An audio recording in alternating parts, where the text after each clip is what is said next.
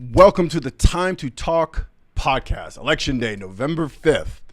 Oh, we've been waiting on this day. This is going to be, this is going to be a crazy day. I wanted to get on here, do it live. I was supposed to have a guest join me. Got a little delayed, I think, because she's doing another podcast. So she got a little hemmed up. So hopefully she will be able to join us. If not, I'm just going to give you my thoughts and final thoughts. Well, I shouldn't say final thoughts, right? Because this is going to go on for how long? We've got election night ahead of us. This is a big night in America.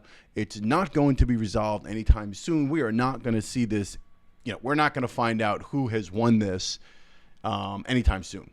At least that's the prediction, right? It's not going to, unless there's like an obvious landslide or something along those lines, and it just turns out that it's going to be one or the other favorably, is winning all these swing states, and it's just going to be a, like I said, a landslide. I don't think that's going to happen. All of the polls currently have everything really, really tight. If we look at Silver Bulletin, like Nate Silver, and look at that bulletin, which was updated, I believe, about 12:30 a.m. this morning, you've got the national polls show Harris at, a little 48.6, a little over Trump, with him at 47.6, right? And then Pennsylvania, that, linchpin swing state, he's got her beat by, it's dead even. It's not, oh man, this is going to be even, the fact that we have such, I want to say, a ridiculous sort of climate when it comes to the political, the two parties right now, and how just discombobulated everything is, and how Harris became the nominee, and Trump was formerly president, and there was 2 assassinations on this guy recently, and the division within the ranks, the division within, there was a coup on a sitting president, and where is this guy right now? This is just like an uneasy time in America. Somebody described it yesterday. I passed it somewhere on social media, and they said, they compared it to, they said, right now it feels like all of America is waiting for the results from a biopsy, which is exactly what it just had. That, everyone was on edge. Even last night, I was just like feeling some way, sort of feeling, I don't know, uneasy. Also, I guess because I needed to come on and talk about it, because I do have this channel now. I do podcasting and talking about these things. So there's like a pressure to talk about it. Like, you want it to be over, but at the same point, it's not going to be. Like, this is going to be a long road. And with these particular candidates and what's going on in the world with these wars and with inflation and with, the two parties having their issues, this is just really something else. I don't know what to say. I have said before, I'm not voting for either one of them. If I had to take a guess, or if I had to really make a choice and I was forced to, I'd probably go with Trump. And I say that only because it's sort of, the Democrats have demonstrated effectively their censorship regime, right? And they've been doing this, and in the past 2 elections. So it's sort of like the crime is already out there for people to see, to pay attention to what they're doing. Now, the real problem is a lot of people, a lot of voters, a lot of Americans are not paying attention. They're watching CNN or whatever they're watching, legacy media, ABC, CBS, take your pick, MSNBC. And that's where they're getting the news from. So they're not seeing the crimes, or maybe they don't want to see the crimes, but they're not seeing the crimes committed by the Democrats. Many will argue that the lack of a primary and a candidate running for the highest office in the land without a single vote to get there, that would be criminal, or that definitely is not something that's democratic. And you've got the Democratic Party continually pushing this narrative of democracy, free, and we're going to save the country. All of the ads have Harris as this like champion of everything. And they are the most guilty. It's insane. It's like having a burglar like running for office saying, we're going to stop the criminals who are robbing your homes. But yet this guy's robbing everyone's home. It's crazy. So that, and then on Trump's side, right? Project 2025, which a lot of people talk about, and some of the policies and things that they're trying to implement within that are just like they want to ban porn. Really? I think that's like, whatever. I don't want to get the whole discussion and go down that path, but I just think some of it is really draconian, and they're really and I am a little nervous about the executive powers and the way they're going to stack up and how they're going to restaff basically everyone. They're going to get rid of regular people, employees working. So they're going to basically, that's my phone. That might be my guest trying to get hold of me. They're basically going to staff with party loyalists to the president, whoever that might be. I don't think it's simply a matter of Trump. Again, Trump did not design, he's not the architect of Project 2025. The Heritage Foundation is, right? A think tank. And they've been around for a long time. They were involved in his transition team. That's what they do. That's what's going to happen this time. So, on Trump's side, and then when it comes to abortion and it comes to women's rights, when it comes to policies regarding critical race theory and all these different things that I totally don't agree with and I think are definitely detrimental to the country, it's not easy. The only things that give me hope with Trump, and I say this, I'm gonna preface what I'm going to say by saying, it's more of a fantasy. The idea that he surrounded himself with Robert F. Kennedy Jr., Tulsi Gabbard, Vivek Ramaswamy, Elon Musk, and again, I'm not advocating or suggesting to you that any of these people are stellar, perfect people, or that they are without flaw, all right, without ridicule. But at the same point, they're also very qualified within their fields, right? They're at least a respectable group of people with certain agendas and policy items and ideologies that align with what you would think most Americans would align with. RFK Jr., for example, as far as cleaning up, getting big, medicine and big pharma out of government and the lobbying and all these things and trying to get rid of pharmaceutical ads and trying to clean up our food supply, our water supply. These are things that you want to get behind. Now, if he had continued his run, I would have preferred that he just continued his run. But the Democrats, of course, again, forgive me with this chair, in their criminal enterprise, they figured a way to get him just out. That is basically what they did. They stopped him from being on ballots and stopped him from all sorts of things and being in debates. So they basically pushed him aside. The fact that he's staying alive on the Trump side is something. It's a little hope. Tulsi Gabbard, same thing. Very, a military woman, incredibly intelligent, I think. And she's articulated some pretty good visions. And Elon Musk wanting to clean up things from an efficiency standpoint. Now, you're going to get people who don't like Elon Musk. I'm not a fan of his and everything he says and some of the things he does. He is an eccentric billionaire, richest man on the planet. He's going to come with flaws. But as far as his ability to run business, to be an innovator, to be a creator, like what this man has done as far as genius level worth of like changing our world, who would argue that, right? You don't have to like the man, but you have to understand that him somewhere in the government, if he has anything to do with efficiency, government efficiency, and dealing with some of the spending, I applaud that. So I'm glad he's there. Here's my issue. I said that I think this is all fantasy. I don't think any of it is going to serve to make a real difference, or at least I would like it to. But I think Trump may have been wise enough, or the people around Trump were wise enough to put this team, or to allow the veneer of this team and this veneer of hope and anti-establishment, anti-deep state, clean up the swamp thing, which he ran on previously when he first ran. I think they were smart enough to put that team there to create that illusion. I just don't think it's going to hold up because, again, once he gets in office, I believe, I don't want to keep quoting Putin, but as he spoke, the men in blue suits and dark suits are going to come in the room and tell him what it's going to be. And this is true, most importantly, most critically for Israel, right? Trump is owned by Israel. You have to know that. He's not going to come in and stop funding them, and he's not going to do any ceasefires, and he's not looking to stop sending them weapons. That is just the way it's going to be. He's $100 million invested in him from Miriam Adelson. Okay? He's not going anywhere. He is deeply connected to Netanyahu, and he's not going to change what's happening, the genocide that's currently taking place. So that alone, for me, it's like, you think that he's going to be the guy who's anti-war. And previously, yes, he didn't get us into any wars. He almost did. He did do some things that were part of the war machine narrative. He did do things.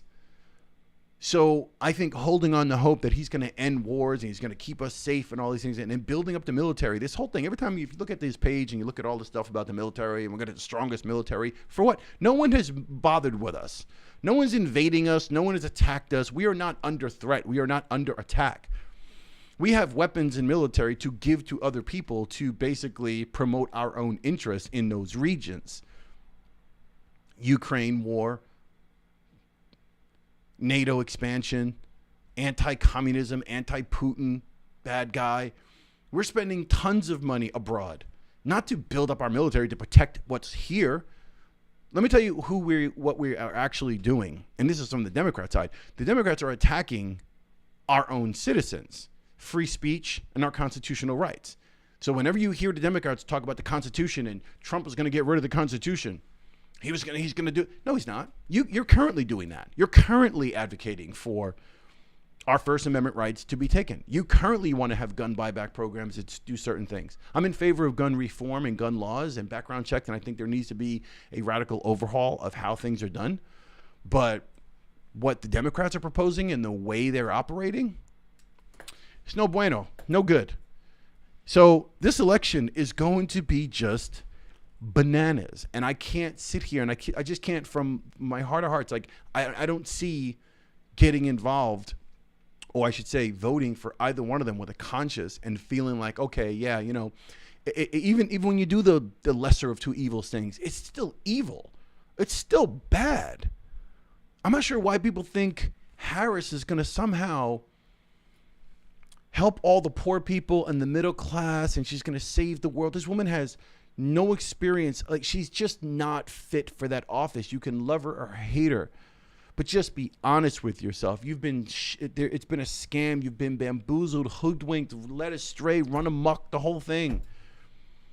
You've had the wool pulled over your eyes. It's crazy to think that so many people are not paying attention and don't know exactly how unqualified this woman is, or they know and they just don't care. It's really crazy. So I watch this whole thing with real, like, I'm super nervous because of, I think I've mentioned it previously, you know, when you're younger and you don't have a family, you don't have kids, you don't really think, like, the elections have come and gone. And this is back during a time when the illusion of democracy, we're talking 80s and 90s, in my case, the illusion of democracy was what it was. Oh, we have these couple of parties, we vote, yay, our vote counts. And, you know, when Obama came along in the 2000s, it was like, oh my God, the first black president, and it was so great, and the world felt great and hope. But that illusion, that veil has quickly been dropped. It's been revealed. The wizard behind the curtain has been revealed. And obviously social media and the tech platforms in terms of Twitter, formerly Twitter X, and Elon's purchase of X, exposing a lot of what was going on with the government and these tech companies, and seeing the lies. The world is waking up.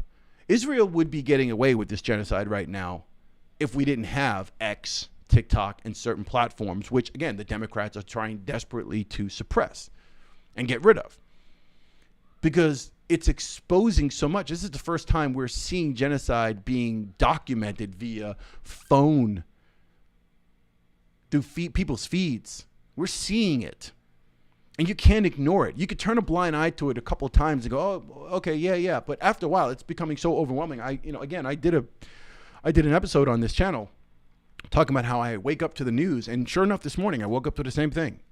I think it was 30 or 40 Palestinians, mostly women and children, killed in another strike. The world is waking up. So the illusion of democracy has fallen. And this idea that we're going to go to the polls and vote and everything's going to feel great, that feeling no longer is here. We don't have that. We don't rest comfortable with that. Not when you know that your government is operating in the shadows, when you know that the people who are being chosen as the figureheads from these one or two parties, not when you know that they are not essentially in control. They are being run by big corporate interests in the background, by the State Department, by the CIA, Department of Homeland Security and such. This is what makes you uneasy. I suppose it goes back to the red pill, blue pill thing of ignorance and bliss. Ignorance is bliss. That line in The Matrix where he says to Neo, he goes, I know what you're thinking because I've been thinking it ever since I got here. Why, oh, why didn't I take the blue pill? It's like, just stay asleep. I don't want to know anything. Nothing. Because if you don't know, you're not bothered by this. If you're someone watching CNN and you're just like, whatever, you think it's all, I don't know.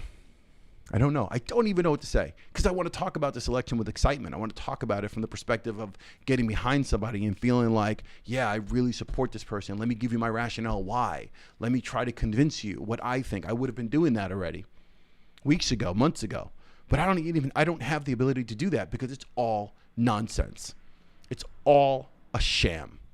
And I don't want to come off as the unpatriotic, non-voting, the guy who's given up. I'm not giving up. I'm a patriot and I'm an American citizen and I love my country. But seeing what's happening right now is painful to watch. And I cannot just participate in it because, oh, what the heck, might as well. I can't do that. So I wish everyone well. Whoever you're supporting, what I really want to see is much less division. I'd like to see people go across party lines and kind of everybody just get along in some way. Okay, I'd like to see if you're going out and you're voting and you know where you're going, you're paying attention to what you're doing, and you're not harassing other people. Don't harass the pollsters. Don't harass each other. Don't get into a fight with someone wearing a MAGA hat, although I don't think you can wear paraphernalia and stuff like voting apparel or such at polling places in some states. Or is that a federal law? That might be a federal law, but you know, I want to see people just kind of figure out how we can get along and how we can beat what's really happening behind the scene, who our real enemy is, as opposed to thinking it's, oh, Donald Trump because he said this, Kamala Harris because she said that. Although, like I said, look at the actions. Look what's currently happening and identify it like that. It wouldn't make a difference if it's Kamala Harris or Trump. If you're suppressing speech and you're looking to lock people up and to censor people and you're claiming that the First Amendment is a problem, I don't care what party you're in. Or you're a man or woman, black, white, green, purple. I don't really care. That's a problem for me. And going back to Musk, again, at least I can rest on the idea, rest on and be comforted by the fact that he bought X and he's opened it up. And there's community notes and you can fact check things and you can sort of you can see information and you can check it and verify things. And it's an open system. It's not just the Democrats telling you this is the way it is. And if you say something different, that's disinformation. That's misinformation. You're wrong. And we're going to get you. We're going to shut you down. That is very Orwellian. That is terrible. And if you don't know that, you need to wake up. Anyway, I think I've spoken enough on this live. I'll probably come back at some point in the afternoon or later this evening. I'll do a video and talk about this. And maybe tomorrow I'll just do like a wrap up and see how the night goes and see how crazy it really gets. Again, unless there's a landslide or some kind of major thing happening, it looks really, really tight and it's going to come down to the wire. It is going to come down to the wire. So we shall see. I don't know. Anyway, that's it. Time to Talk podcast live. I'll be back. Let me know in the comments below how you feel about this, where you're at with this. Do you have hope in America? Do you feel that hope because of your candidate? You can share who you're voting for. You don't have to share who you're voting for, but let me know in the comments below. If you haven't subscribed to our channel, please hit that subscription button. We are just getting started. It's been about a month or so here on YouTube, and I appreciate everyone who's already followed us and who has listened to some of my ramblings and such regarding all this. You know, hopefully we see the light and better days ahead of us. I think there's going to be a little more dark waters ahead, but let's see what happens. Hit that like button too. I truly appreciate that, and I'll see you on the next Time to Talk podcast.